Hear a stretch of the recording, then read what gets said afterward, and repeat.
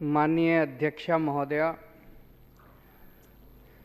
अभी कुछ दिन पहले इन लोगों ने मनीष सिसोदिया जी के खिलाफ एक पूरी मनगढ़ंत और झूठी एफआईआर करी, केस दर्ज किया कि मनीष सिसोदिया जी पैसे खा गए, शराब नीति में पैसे खा गए।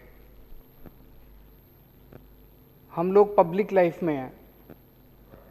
पब्लिक लाइफ में आदमी को किसी भी तरह की जांच पड़ताल के लिए हमेशा तैयार रहना चाहिए।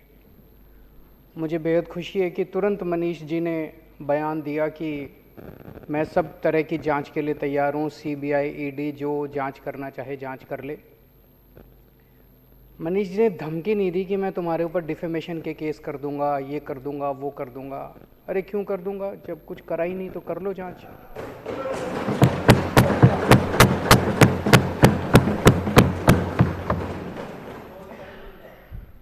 तो आरोप लगा कि मनीष सिसोदिया जी शराब की नीति में पैसे खा गए, तो वो पैसे ढूंढने के लिए सीबीआई इनके घर गई।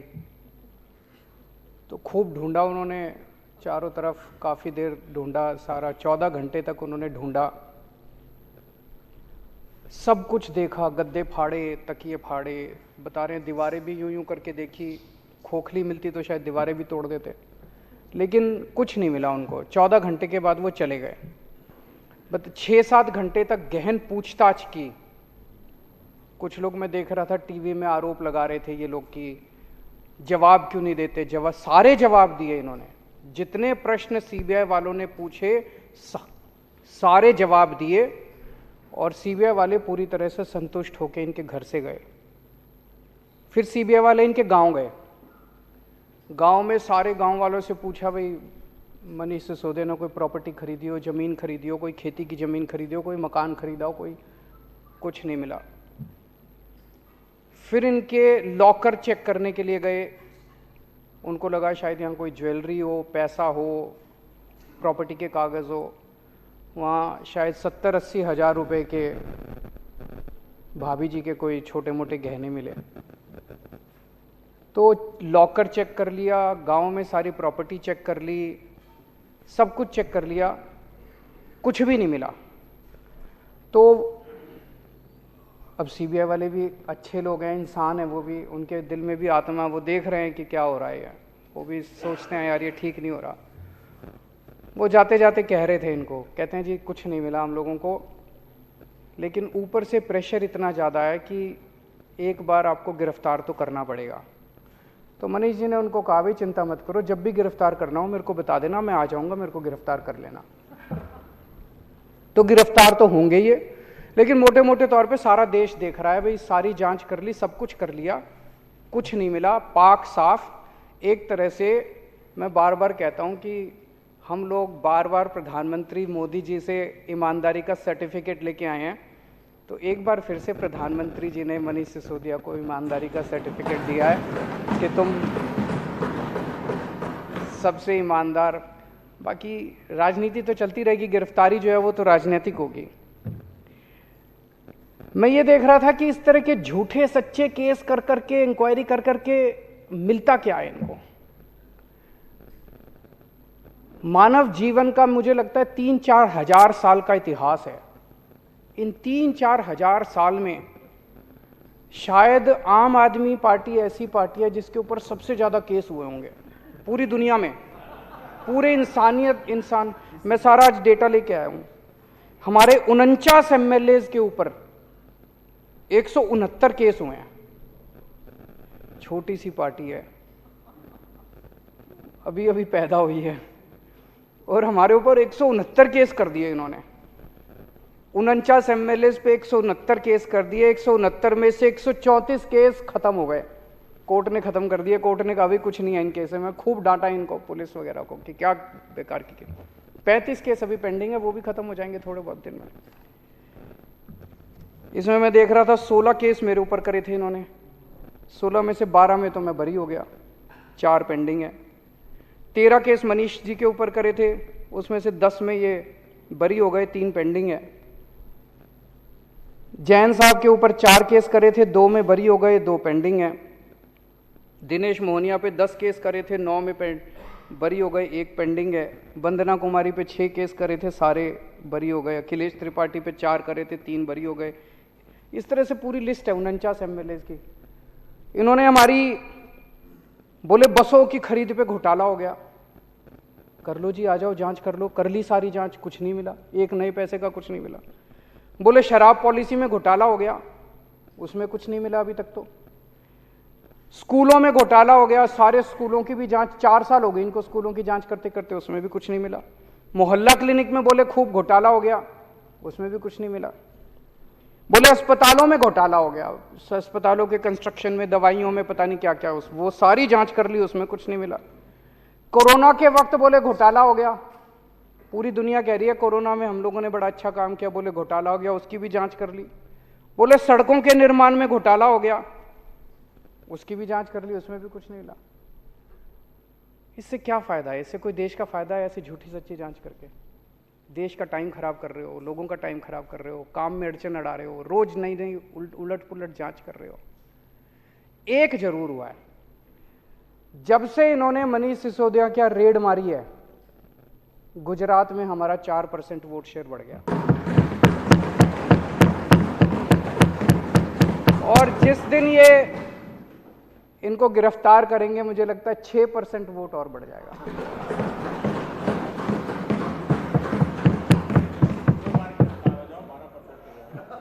फिर अगर 2 बार गिरफ्तार हो गए तो सरकार ही बन जाएगी गुजरात में।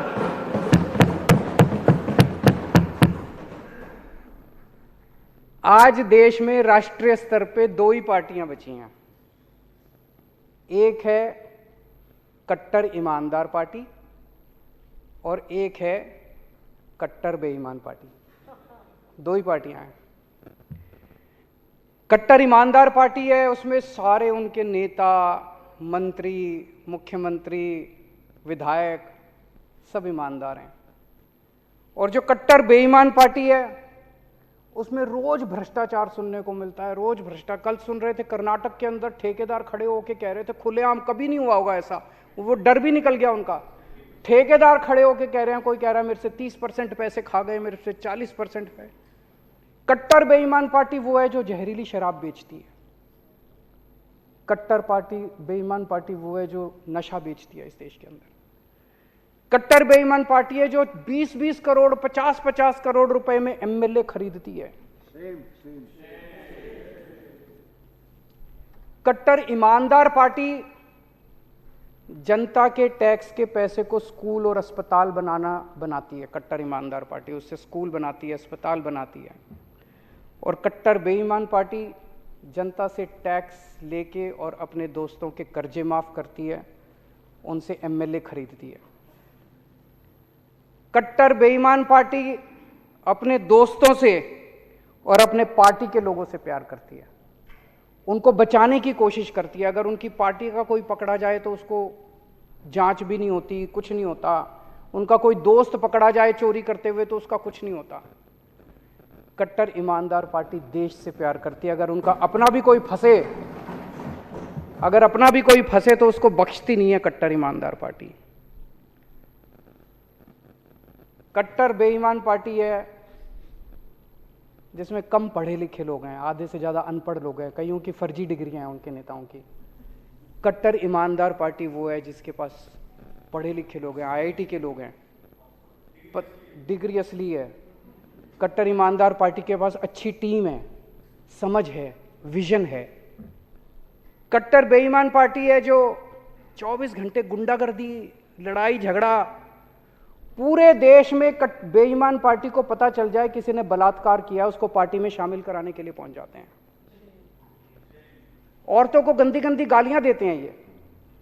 और कट्टर ईमानदार पार्टी है जो शरीफों की पार्टी है, महिलाओं की इज्जत करती है। कट्टर बेईमान पार्टी है जो दोस्तों की फिक्र करती है, दोस्तवाद करती है, दोस्तों के लिए कुछ भी करने को तैयार है। कट्टर ईमानदार पार्टी है जो भारत की परवाह करती है, भारतवाद करती है। और जैसा अभी राजेंद्र गौतम जी ने कहा कि कट्टर ईमानदार पार्टी है जो भारत को दुनिया का नंबर 1 देश बनाना चाहती है। और कट्टर बेईमान पार्टी वो है जो अपने दोस्त को दुनिया का नंबर 1 बनाना चाहती है। मैं कहता हूं मैं फ्री बिजली देना चाहता हूं, बताओ क्या गलत करता हूं? पैसा स्विस बैंकों में नहीं ले जा रहा, जनता को फ्री बिजली। ये इतनी गंदी गंदी गालियां देते हैं, मैं देखता हूं इतनी गंदी गंदी गालियां देते हैं मेरे को। मैं कहता हूं मैं स्कूल और अस्पताल बनाना चाहता हूं देश में। दिल्ली में हमने इतने अच्छे अच्छे स्कूल बनाए, इतने अच्छे अच्छे, जैसे ही मैं कहता हूं मैं स्कूल अस्पताल बनाऊंगा, मेरे ऊपर केस कर देते हैं। ये इतने केस कर दिए इन लोगों ने मेरे ऊपर। मैं पूछना चाहता हूं कि स्कूल और अस्पताल बनाए बिना क्या देश की तरक्की हो सकती है? बिल्कुल नहीं हो सकती देश की तरक्की। तो आज दो मांग हम कर रहे हैं इनसे। एक तो ये जो एमएलए खरीदते हो तुम, इन्होंने महाराष्ट्र में, मध्य प्रदेश में, गोवा में, कर्नाटक में, आसाम में, अरुणाचल प्रदेश में, बिहार में, अब झारखंड में करने जा रहे हैं। बता रहे हैं 20-20 करोड़ से 50-50 करोड़ रुपए तक के एमएलए खरीदे हैं। 6300 करोड़ रुपए इन्होंने एमएलए खरीदने में खर्च कर दिए, जिसकी वजह से देश में पेट्रोल और डीजल के दाम बढ़ गए। तो आज पहली मांग तो इस देश के लोगों की आ रही है, एमएलए खरीदना बंद करो, बहुत हो गई गुंडागर्दी, सरेआम मंडी बना रखी है इन्होंने एमएलए की। एमएलए खरीदना बंद करो और ये पेट्रोल और डीजल के दाम कम करो। और दूसरी मांग है कि ये कर्जे जो तुम लोगों ने अपने दोस्तों के कर्जे माफ करते हो, ये सारा पैसा रिकवर किया जाना चाहिए और किसानों के और स्टूडेंट्स के कर्जे माफ किए जाने चाहिए, ना कि दोस्तों के कर्जे माफ।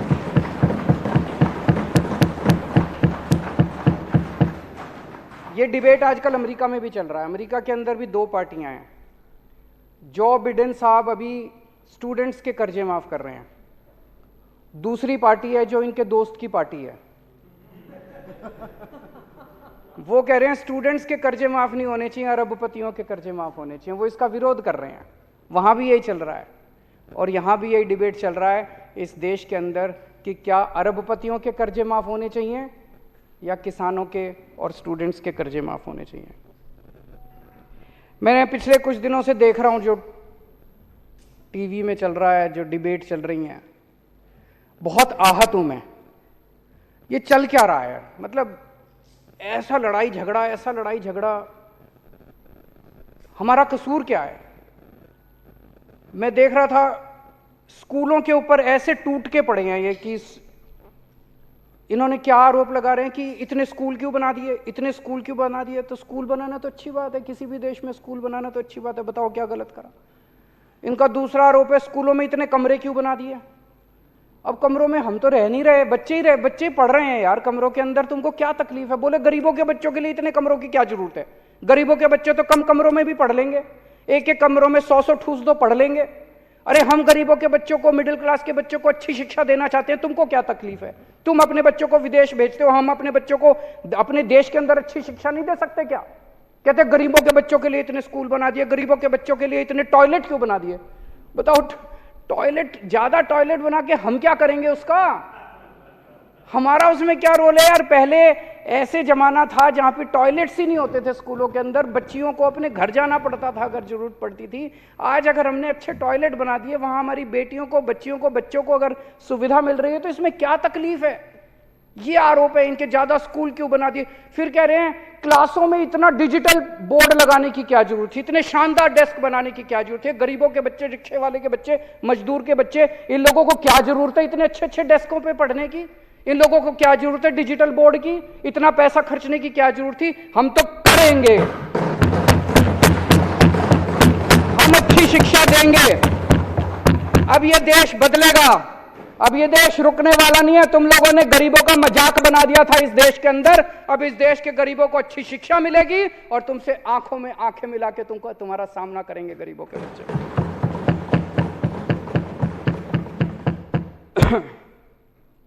पहले कहते थे केजरीवाल ने एक भी स्कूल नहीं बनाया, केजरीवाल ने एक भी स्कूल नहीं बनाया, केजरीवाल ने एक भी स्कूल नहीं बनाया। आजकल कहते हैं केजरीवाल ने ज्यादा स्कूल बना दिए, केजरीवाल ये मतलब मैं समझ नहीं पा रहा। ये मैंने कहा कि जो कट्टर बेईमान पार्टी है इस देश की, वो अनपढ़ लोगों की पार्टी है, डिग्री नहीं है उनके पास, समझ नहीं है उनके, बेवकूफों की भी पार्टी है ये।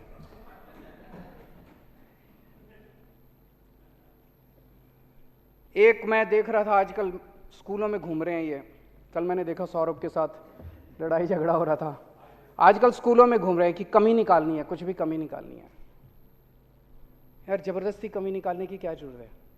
अच्छे स्कूल बने हैं, अप्रिशिएट करो, आप भी बनाओ, लंबी लकीर खींचो। तो स्कूल में जाते हैं, कुछ नहीं मिलता। एक मैं देख रहा था, इनका बहुत बड़ा नेता एक डेस्क के नीचे घुसा हुआ था। डेस्क के नीचे घुस के देखो यहाँ पे मिट्टी है, वहां पे दिखा रहा था, देखो यहाँ पे मिट्टी है, कैमरा वालों को बुला रहा था एक डेस्क के नीचे घुस के। ये क्या है? तमाशा बना रखा है इन लोगों ने। यार अच्छे काम एक दूसरे से सीखते हैं ना। मैं इनको बार बार कह चुका, असम के मुख्यमंत्री के साथ अभी ट्विटर पे बातचीत हुई, मैंने उनको कहा भाई आपने कुछ अच्छा काम किया, मैं आता हूं, दिखाओ मेरे को, मैं भी दिल्ली में करूंगा, आप दिल्ली में आओ, मैंने जो किया मैं भी दिखाते ही नहीं है कुछ, बताते ही नहीं है कुछ, करते ही नहीं है। मैंने गुजरात के मुख्यमंत्री को कहा, हिमाचल प्रदेश के मुख्यमंत्री को कहा, यूपी के मुख्यमंत्री को कहा, आपने जो अच्छे काम किए, अभी मैं तमिलनाडु जा रहा हूं 2 दिन के बाद, उन्होंने बड़े अच्छे काम किए, वो बुला रहे हैं मेरे को, मैं जाऊंगा, वहां से सीखूंगा, वो हमसे सीखेंगे। इनके कितनी बार हमने कह लिया भाई जो हम अच्छे काम कर रहे हैं आप सीखो, जो आपने अच्छे काम किए हम बताएंगे। ये इस तरह की नौटंकी करने से क्या फायदा? इससे देश का फायदा थोड़ी होता है। जो मार काट, गुंडागर्दी, लड़ाई झगड़ा बस 24 घंटे यही करते रहते हैं, इससे देश का फायदा नहीं होने वाला। मैं सामान्य सा आदमी हूं, एक मिडिल क्लास का सामान्य से परिवार में पैदा हुआ, आईआईटी गया, आईआईटी में मेरी पढ़ाई हुई, मैकेनिकल इंजीनियरिंग करी। आज मैं जो कुछ भी हूं मैं समझता हूं कि मैं मेरी शिक्षा की वजह से हूं। आज मेरे दोनों बच्चे आईआईटी में पढ़ रहे हैं, बेटी आईआईटी में पढ़ के पास हो चुकी है, बेटा, दोनों अपने पैरों पे खड़े हैं, वो भी अपनी शिक्षा की वजह से। मेरा आज एक ही सपना है कि जो शिक्षा इस देश ने मेरे को दी, मेरे बच्चों को दी है, वो शिक्षा मैं इस देश के हर बच्चे को दिला पाऊं मेरी जिंदगी में। मेरे को जो शिक्षा मिली है, मेरे को जो शिक्षा मिली है, वो उसी क्वालिटी की शिक्षा इस देश के हर बच्चे को मिलनी चाहिए। और जो इन लोगों ने करना है कर ले, मेरे को गिरफ्तार करना है मेरे को भी कर ले, इसको करना है हम सबको जेल में डाल दें, हमें इसकी कोई परवाह नहीं है।